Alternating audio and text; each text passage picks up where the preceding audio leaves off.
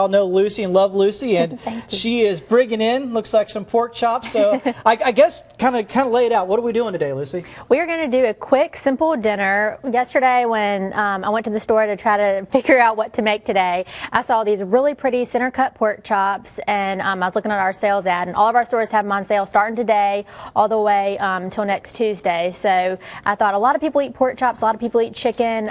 If you aren't a pork chop person, you could do this exact same thing with chicken breast. So we're just going to do a quick, simple 3-step breading process, and then we're going to make a vinaigrette and just have a little side salad with it. I was going to say I did this last night with chicken. No, did you? Yes, I made Matt's Parmesan a great chicken. cook. The first time he was on here with me, he was just knowing everything that I was talking about. Not that I do anything hard, because I like to show everybody simple things that they feel like they can do at home. So I like to have Matt in the kitchen. I love to cook, and I'll let you go ahead and go through all this. I know what you're trying to. Well, it's just real simple. So I'm just going to put half a cup of flour right here, and then that will be our first step in our breading process. And then I have 1 egg in this bowl, and just to brighten up the flavor of our pork chops, I'm just adding the zest of a lemon in here, and we're also going to use this lemon juice and orange juice in our salad dressing. And I think a big part of this too is that the healthy aspect of it. I mean, obviously we got some lean protein here with the pork chops,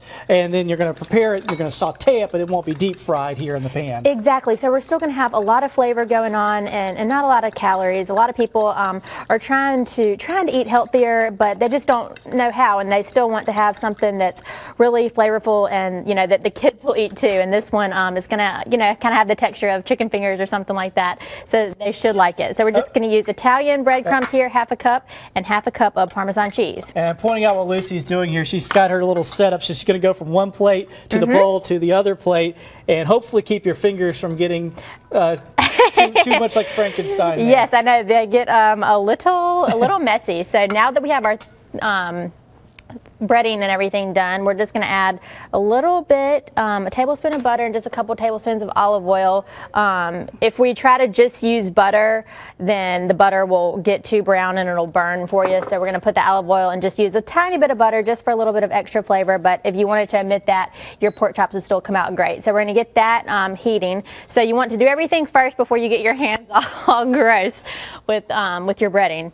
So we're just going to season the pork chops with a little bit of salt and pepper, and you want to make sure that you go in the steps in the proper order. So we're going to start with our flour, then go to our egg, and then finish up with our breadcrumbs. Do you want to do the breading in the next segment here, kind of so we can really show folks how that all goes along? Yeah, I can do that. All right. Well, Lucy will come back here in the next segment. We'll get these things breaded for you, the pork chops, and get them in the pan and get them going. And we'll have some more details on what's some things going on at Greer's. And hey, it's not too long until we get to Valentine's Day, so maybe some ideas. We'll be thinking about that. We'll have all that coming up for you in just a few minutes. Candace?